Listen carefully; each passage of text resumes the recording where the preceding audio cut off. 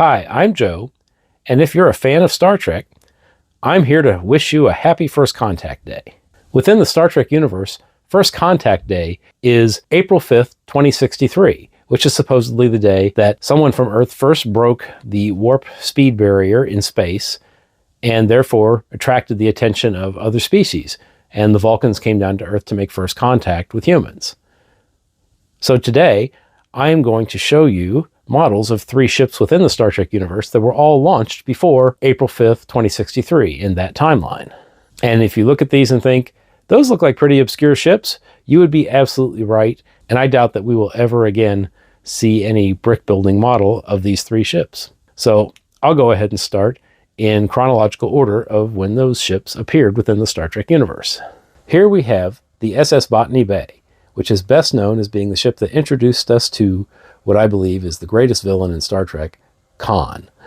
Khan was a genetically engineered human in the late 20th century who tried to take over the world, was defeated, but he and many of his followers escaped into this vessel where they were all cryogenically frozen and launched into space. It's never mentioned when they were supposed to wake up, but in the Star Trek Original Series episode Space Seed, the Enterprise discovers this vessel, reanimates Khan, and of course Khan tries to take over the ship. Khan is eventually defeated, but he and his followers and the SS Botany Bay are all exiled to the planet Ceti Alpha 5, but then are discovered by Chekhov and Captain Terrell in the movie Star Trek II: The Wrath of Khan. Now, we only see the outside of the ship in the original series episode Space Seed. We only see a little bit of the inside in the movie. But I think that, at least based on the TV episode, this is a pretty accurate or pretty faithful representation of how that ship looked, where it's just really a long tube down the center and what looks like cargo containers here and some solar panels for energy collection. And we can see on the nameplate, we've got the logo from Star Trek: The Original Series. Now, the next ship to appear, and I use the word appear loosely, is V'ger, which is the main adversary of the movie Star Trek: The Motion Picture.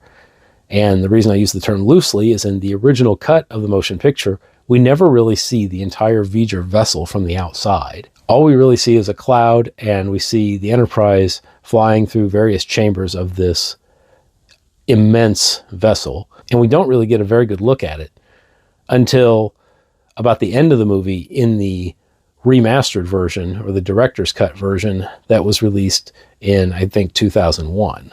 And it's this very long tubular ship, and I think the only shot we really get of it is from the back, where it's about to head towards Earth, and we see it's got 6 fins in the middle, and these around the engine, I guess, and the box says you're supposed to build the model like that, but you can't actually push them all the way in because of the ring that they're clipped to. It doesn't allow you to position them all evenly. Some of the nicer things about this model is it has some unique translucent pieces, like these green pieces here in the middle. These translucent greens are actually snot bricks in there. Let me see if I can show that. Don't see that very often. And we've got some translucent blue pieces here in the front that, you know, you could install a light in there to give it a little more life if you wanted. The stand is just this plain navy blue, and we've got 2 clear rods for it to float up in the air. And the logo shows Star Trek: The Motion Picture, V'ger. Now, of course, V'ger was actually short for Voyager 6 because supposedly Voyager 6 was, in the Star Trek universe, a probe launched into space in the latter part of the 20th century and was lost in a black hole, and supposedly was found by other aliens who helped it complete its mission, which was to learn everything that was possible and report it back to its creator. However, they did not bother to clean off the nameplate, and so since the word Voyager was covered up in smudge, they just gave it the name V'ger. Fun fact, while there were no Voyager probes launched after Voyager 2, Voyagers 1 and 2 have both left the solar system and are still operating to this day.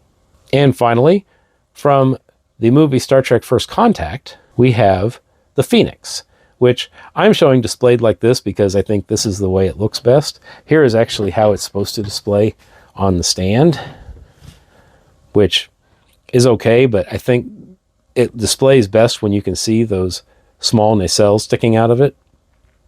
But in the movie First Contact, the Borg try to attack Earth, and they fail, but just before they are destroyed, they manage to create a time portal to go back to the year 2063, to one day before supposedly the first warp flight is to be taken by Zefram Cochrane in this ship, the Phoenix. And the whole movie is, of course, about defeating the Borg, but also making sure that this flight goes off so that history is not disturbed. So in the movie, on the ground, the Phoenix is shown as just a missile in a silo. And when it launches, it just launches vertically like this. But once it's into space, the nacelles deploy,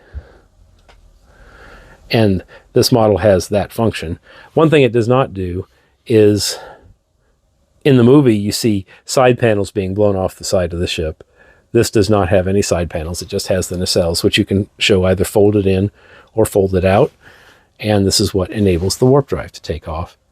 And eventually, in the movie, the warp signature is detected by the Vulcans, and the Vulcans come down to Earth to make first contact with humans.